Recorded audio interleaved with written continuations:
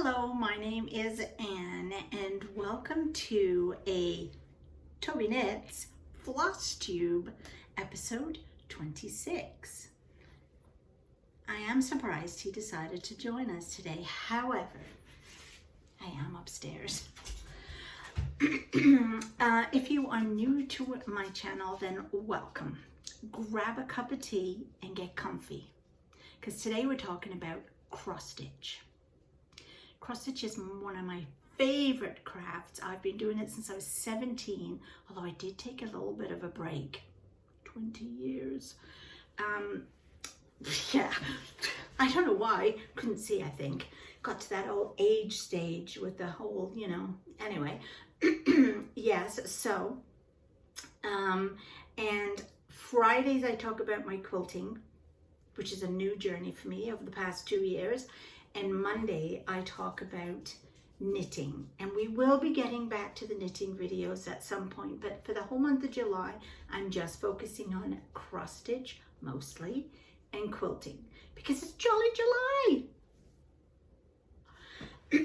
If you have been following me for a while, then you know I use the Fat Quarter Shop's free downloadable calendar, which I print off, and I allocate a day of the week for my evening stitch. I only cross stitch normally in the evenings unless, I'm tired and I feel like having a bit of a sit down in the afternoon and catch up on, TV show or something, then I will. But most of the time I stitch in the evening, even when I stitch on black fabric. Yes. I also use my iPad to put the pattern into. I use a software program called Knit Companion, which obviously I discovered while I was knitting, but you can actually, as long as it's a PDF format, you can still put in a cross stitch pattern, and then you can use it to highlight the rows you're on, and I can make the screen bigger or smaller. So it's very handy, especially when I am working on the black, because if I have it on my lap, the iPad on my lap, and I've got the black fabric above me, not only can I see where I'm stitching next, but the light from the iPad comes up through the holes in the Ada, and I can see where I'm going. Win-win. So let's get started with what I have been doing. Excuse me, I have a frog in my throat, don't know why.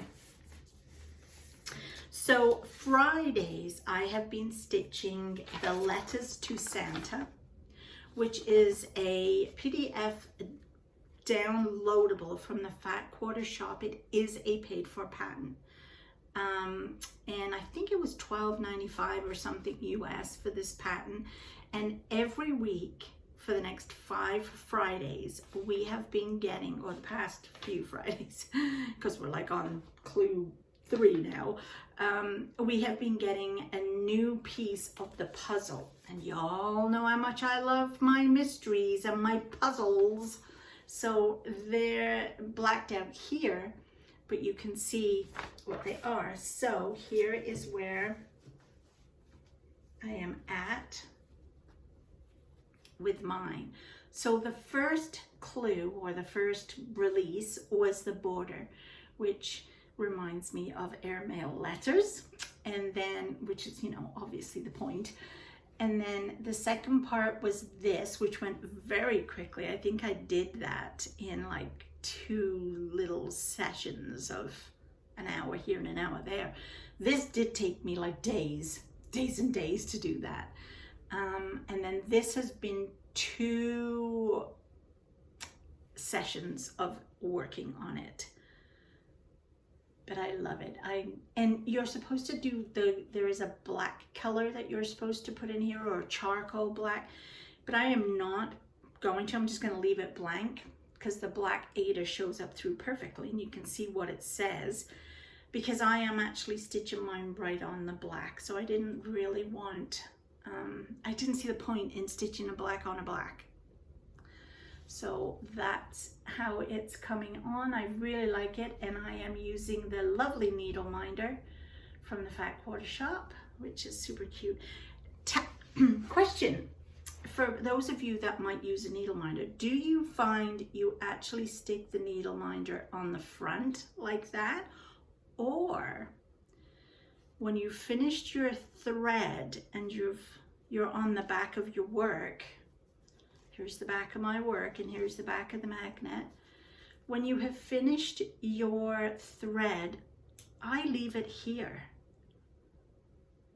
And then I cut my thread and all the rest of it after I've buried the thread, of course. But that's where I put it. I actually very rarely use the front. And even when I've put it away, my needle is always on the back. How do you do yours? I want to know. Anyway, so here is Letters to Santa. I am loving this. I think it's amazing. It's a fun pattern to follow. Then on Saturday nights, I am stitching this one, which is the Happy Camper from Stitching with the Housewives. It's also on a black Aida, and I am using all the DMC threads for this. And this is where I have got to on it.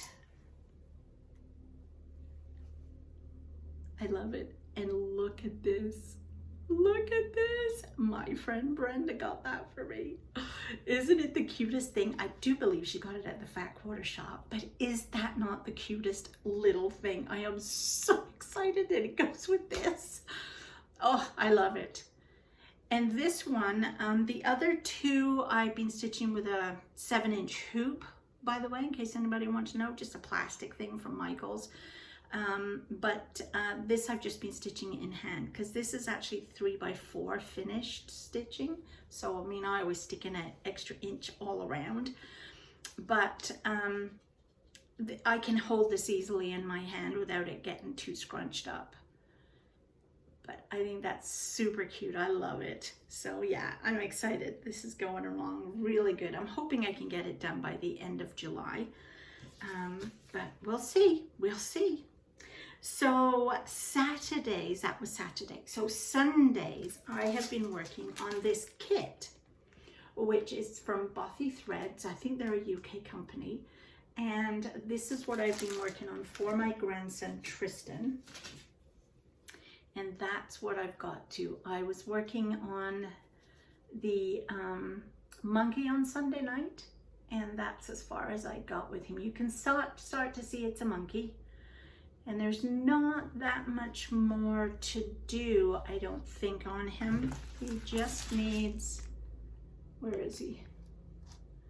Oh, I don't know if you can see them both there. He does need his belly and then his hand and the top of his head. He's kind of headless right now. So this is fun to do. I've been working on that. That's the back, so you can see the back, and that's the front. So yeah, it's coming on super cute. I love it. The back stitch all gets done at the very end on this one. So then I'll be able to come in and bring my animals to life. I always think backstitch does that, brings the animals or whatever you're stitching to life. That's my final piece. Love that.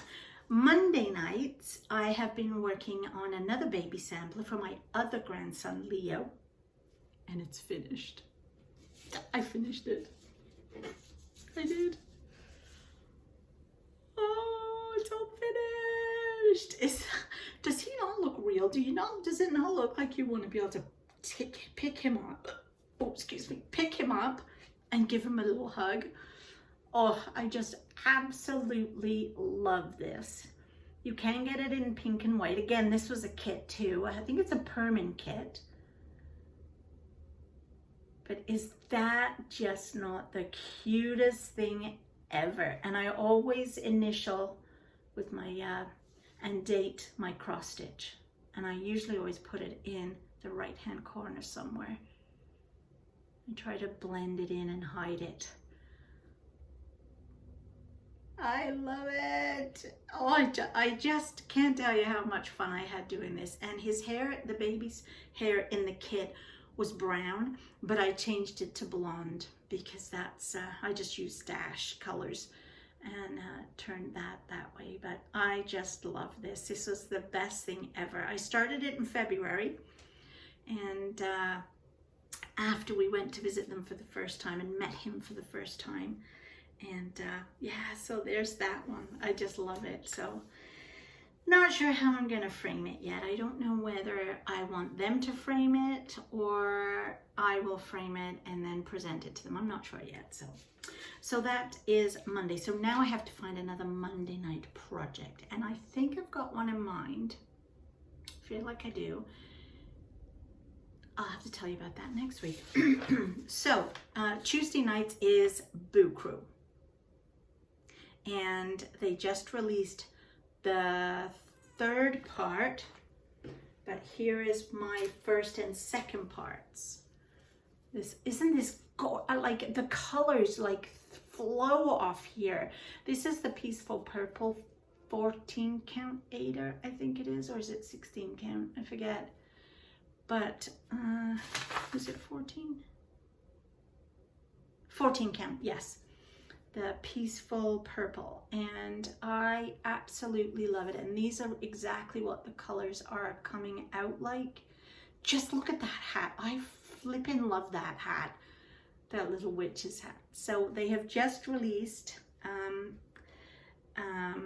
part 2. I'm actually filming this on Tuesday, and so they just released a new part today. So I should be working on this tonight with the new part, which is a cauldron and C and R, the letters C and R, and a cauldron. So I just really, really like this a lot.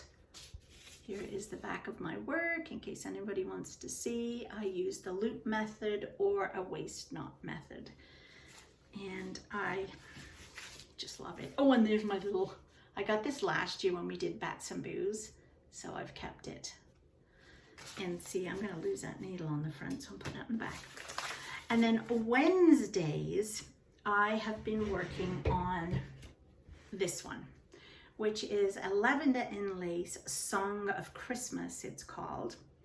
I've had this for years and years and years. I started it, I want to say 20 odd years ago, and got all the way down to the 2 angels and then stopped. And that's when I stopped cross stitching and put it away.